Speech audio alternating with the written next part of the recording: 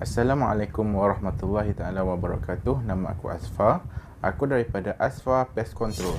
Video kali ini aku akan bercakap berkenaan dengan masalah lipas di restoran.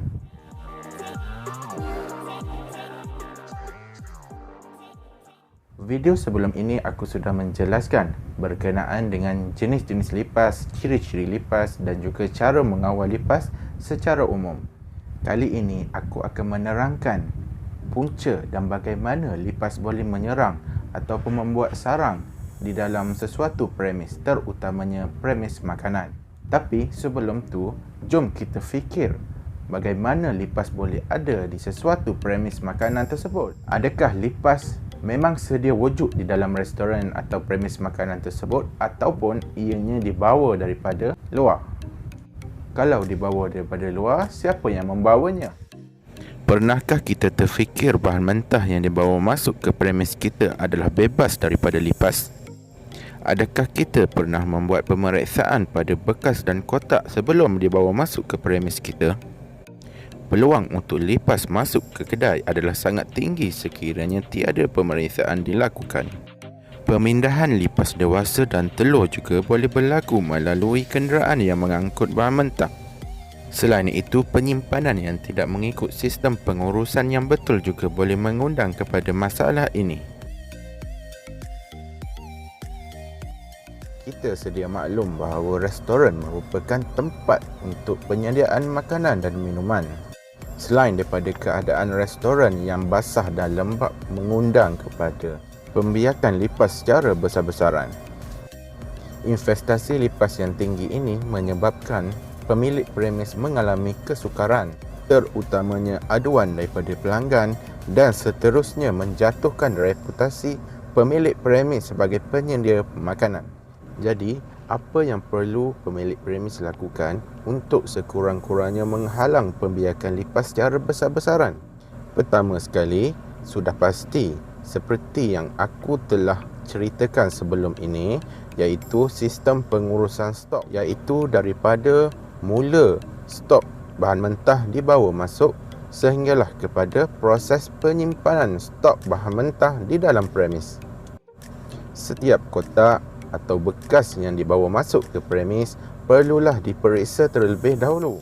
Lipas dewasa, telur ataupun sebarang najis lipas perlu diasingkan di luar premis. Susun atur bahan mentah yang dibawa masuk ke premis perlulah mengikut SOP yang telah ditetapkan, iaitu pengasingan bahan mentah basah dan bahan mentah kering. Untuk bahan mentah basah perlulah disimpan di dalam freezer ataupun peti sejuk pada suhu yang sepatutnya. Penyimpanan bahan mentah basah yang tidak mengikut suhu yang sepatutnya ini akan menyebabkan tarikan kepada lipas untuk berada di sekitar bahan mentah tersebut. Bahan mentah kering pula perlu disimpan pada rak atau almari atau kabinet yang tertutup, dan paling penting kawasan tersebut mestilah mempunyai pengudaraan yang sesuai. Pengeluaran bahan mentah kering daripada stor ataupun daripada kabinet atau rak simpanan perlulah mengikut sistem FIFO, iaitu stok bahan mentah yang paling awal dimasukkan perlulah digunakan terlebih dahulu, di mana bahan yang expired ini boleh mengundang lipas untuk menghampiri kawasan atau barang-barang dan seterusnya membuat sarang di sekitar kawasan tersebut.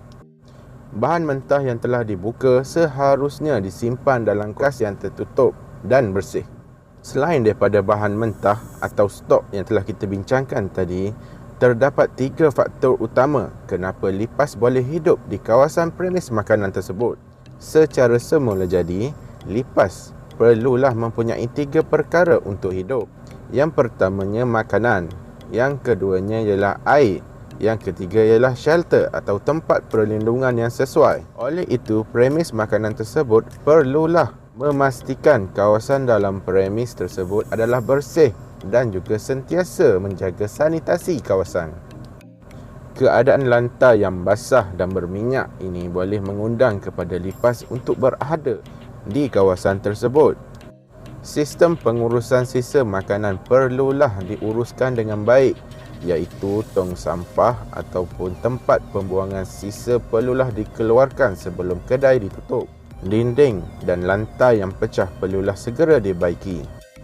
Kerana keadaan dinding atau lantai sebegini merupakan satu tempat yang paling sesuai untuk lipas, terutamanya lipas Jerman, untuk terus berada di kawasan tersebut. Selain daripada faktor-faktor yang telah aku tunjukkan sebelum ini, satu lagi faktor yang boleh mempengaruhi serangan lipas di dalam restoran adalah dekorasi kayu pada restoran. Dekorasi ini adalah termasuk perabot ataupun lekapan pada dinding yang berunsurkan kayu. Ini adalah kerana kayu menyimpan kelembapan yang terlalu lama dan ianya sesuai untuk lipas berada di celahan kayu tersebut. Setelah hal-hal berkaitan kebersihan dan sanitasi telah sempurna dilakukan, pemilik premis bolehlah membuat maintenance atau penyelenggaraan berkala dengan melantik syarikat pest control untuk melakukan kawalan terhadap lipas. Ini sekurangnya bagi memastikan tahap investasi lipas adalah paling rendah dan boleh diterima.